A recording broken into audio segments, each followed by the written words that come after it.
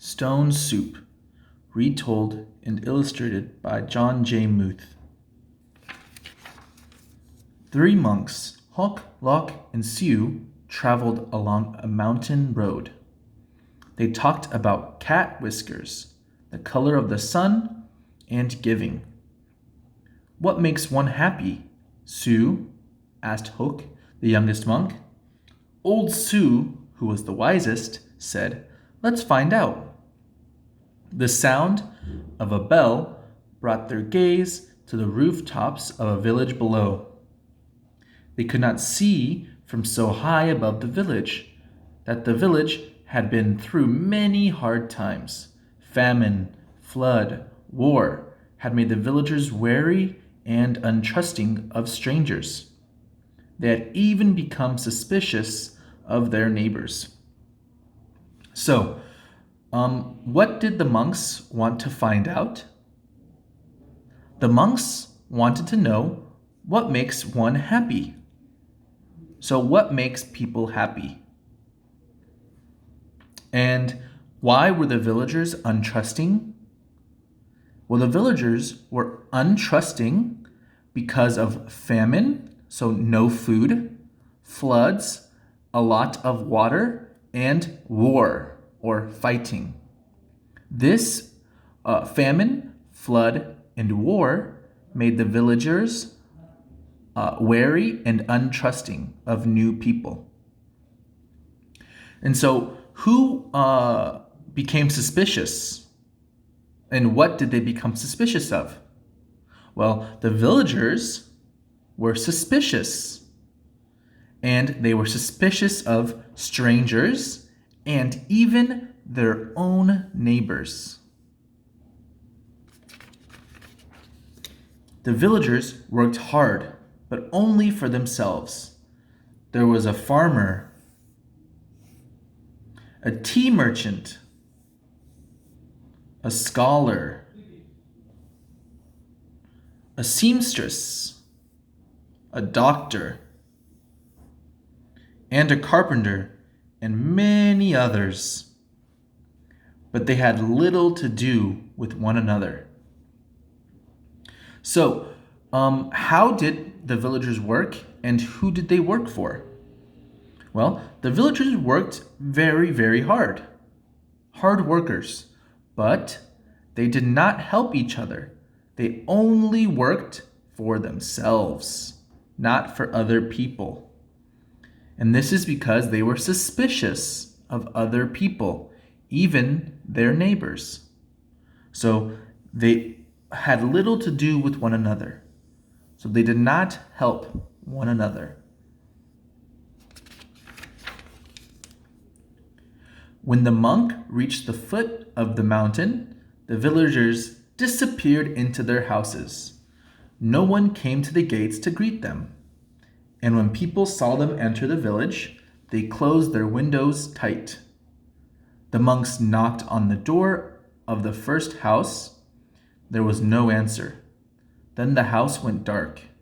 They knocked on a second door. The same thing happened. It happened again and again and again, from one house to the next.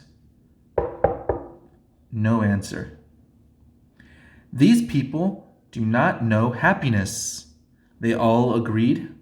But today, said Siu, his face bright as the moon, we will show them how to make stone soup. They gathered twigs and branches and made a fire. They placed a small tin pot on top and filled it with water from the village well. A brave little girl who had been watching came to see them. "What are you doing?" she asked. "We are gathering twigs," said Lok. "We are making a fire," said Hok. "We are making stone soup, and we need 3 round, smooth stones," said Siu. The little girl helped the monks look around the courtyard until they found just the right ones. Then they put them in the water to cook. "These stones will make excellent soup," said Siu. "But this very small pot won't make much, I'm afraid." "My mother has a bigger pot," said the girl. So, what did the villagers do when the monks arrived in the village? The villagers disappeared into their houses, and no one came to greet the monks. So, they were suspicious, and when the monks came, the people hid in their houses. So, why did they hide? So, we know they're suspicious, but also they do not know happiness. So, the villagers weren't happy because of famine, floods, and war. This made the people sad and not want to greet the new strangers or the monks.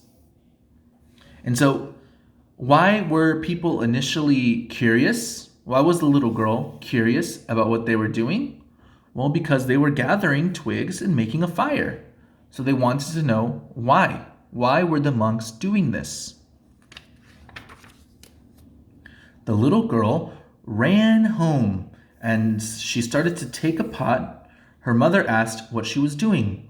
The three strangers are making soup from stones, she said. They need our biggest pot. Said the girl's mother. Stones are easy to come by. I like to learn how to do that. The monks poked the coals. As smoke drifted up, the neighbors peered out from their windows. The fire in the large pot in the middle of the village were a true curiosity. One by one, the people of the village came out to see just what this stone soup was. So, why did the neighbors start to become curious? Well, the fire in the large pot in the middle of the village made a true curiosity to them.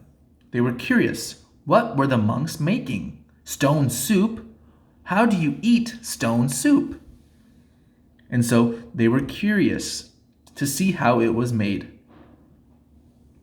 And so this shows their curiosity. One by one, the people of the village came out to see just what this stone soup was. So the people were curious because they wanted to see what stone soup was and how it could be made. Of course, old-style stone soup should be well seasoned with salt and pepper, said Hock. That is true, said Locke, as he steered the giant pot filled with water and stones. But we have none. I have some salt and pepper, said the scholar. His eyes big with curiosity, he disappeared and came back with salt and pepper, and even a few other spices. Sue took a taste. The last time we had soup stones of this size and color, carrots made the broth very sweet. Carrots, said a woman from the back. I may have a few carrots, but just a few. And off she ran. She returned with as many carrots as she could carry and dropped them into the pot. So, how did the monks start to convince people to start helping? Well, they started asking, not directly, but just saying that the stone soup would be better with other ingredients. So they said, of course, old-style stone soup should be well seasoned with salt and pepper. And so this made the curious villagers want to help in order to see this how this stone soup is made. So the scholar said, I have some salt and pepper. His eyes were big with curiosity. So see, the scholar was curious.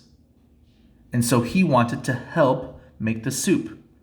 That's the same with the woman, who, even though she said she only has a little carrots, she brought many carrots. It's because she was curious to see the stone soup. Do you think it would be better with onions? Asked Hawk. Oh yes, maybe an onion would taste good, said a farmer, and he hurried off. He returned in a moment with 5 big onions, and he dropped them into the bubbling soup. Now that's a fine soup, he said.